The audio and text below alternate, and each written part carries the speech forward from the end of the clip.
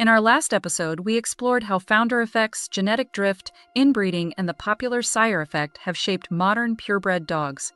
We saw that every breeding decision influences not only the next generation, but the genetic future of an entire breed. Fortunately, understanding the problem also gives us the tools to solve it. In this episode, we'll move from theory to practice. We'll examine how selection really works in complex traits, why the best-performing dog isn't always the best breeding dog, and why relying on a broader group of high-quality dogs can improve both genetic progress and the long-term health of a breed. For generations, dog breeders have repeated a simple mantra: breed the best to the best and forget the rest. It sounds logical. If your goal is to produce faster sled dogs, better hunting dogs, or more successful show dogs, why wouldn't you breed the very best performers together? Let's imagine we're trying to breed the fastest racing dogs. We take the fastest male in the litter and breed him to the fastest female. From that litter, we again keep only the fastest offspring and repeat the process generation after generation. At first, we'd probably make progress. The average speed of the population would likely improve. But eventually, something surprising happens. The improvements begin to level off. Why?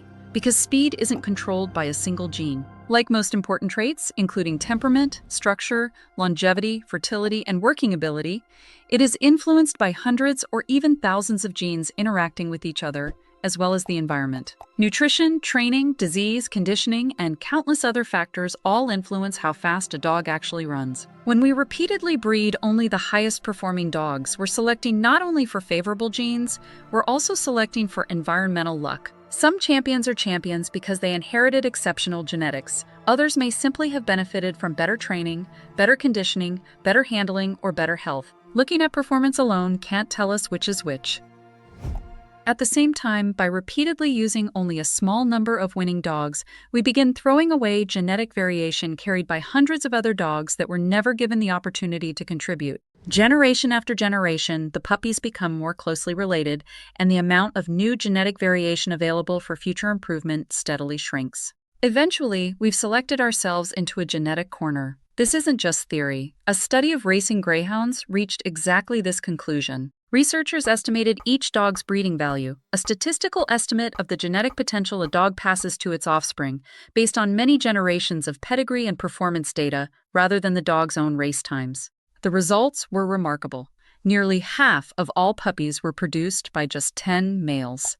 Yet only one of those 10 ranked among the top 30 dogs in the breed for genetic potential to improve racing performance. Some of the most heavily used sires had only average breeding values, and one even had a negative breeding value, meaning his genetics were predicted to make the puppies slightly slower than average. In other words, he may have been an outstanding race dog himself, but it was likely due to environmental factors more so than his genetics. The lesson is profound. The best performing dog is not always the best genetic contributor.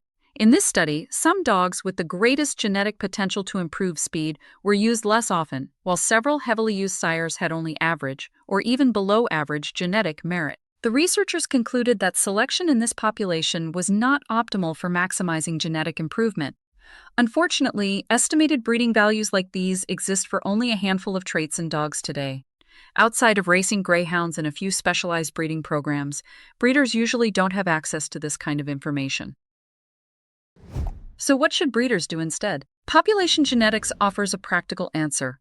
Rather than concentrating the breed around only the top winners, select from a much broader group of healthy, structurally sound, temperamentally appropriate dogs that meet the breed's purpose. Doing so preserves the genetic variation needed for future improvement while still allowing selection for quality. That does not mean selection is unimportant or that breeders should use dogs with no recent record of success in the traits their breed was developed for.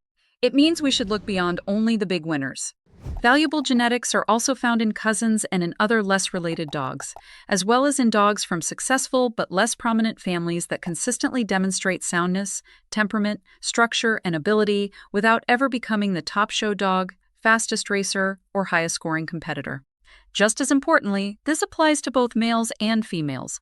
A healthy breed is built when many outstanding dogs, not just a handful of champions or top-winning dogs, help shape the next generation. Preserving and using those underrepresented dogs and families can both protect genetic diversity and, as we learned from the greyhound example, actually improve the chance of continued genetic progress. The goal is not to stop selecting for excellence. It is to move beyond the comfort of familiar bloodlines and look for excellence across a broader part of the population. Breeders often say they avoid new lines because those lines might introduce problems. But familiar lines carry problems too. We simply know them better. Every family carries both strengths and risks, and repeatedly returning to the same pedigrees does not eliminate genetic problems. It concentrates the ones already present. The better approach is not to avoid unfamiliar lines, but to evaluate them carefully. Study health and longevity, examine relatives, verify temperament and function, use available genetic testing, and make thoughtful matings that preserve desirable traits without repeatedly narrowing the gene pool. The question isn't whether a pedigree carries genetic risk. Every pedigree does.